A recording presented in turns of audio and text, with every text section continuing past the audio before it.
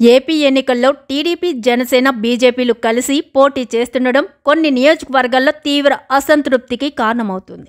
3 పార్టీలకు చెందిన బలమైన నేతలు ఆ నియోజకవర్గాల్లో ఉండడమే దీనికి కారణం. అన్ని పార్టీల నాయకులు టికెట్ తమకే కావాలని పట్టుబడుతున్నారు. తాజాగా విజయవాడ పశ్చిమ జనసేన టికెట్ తనకే ఇవ్వాలని కోరుతూ జనసేన అధికార ప్రతినిధి పోతిన మహేష్ నిరాహార దీక్షకు దిగారు. విజయవాడలో తన మద్దతుదారులతో కలిసి దీక్షలో కూర్చున్నారు.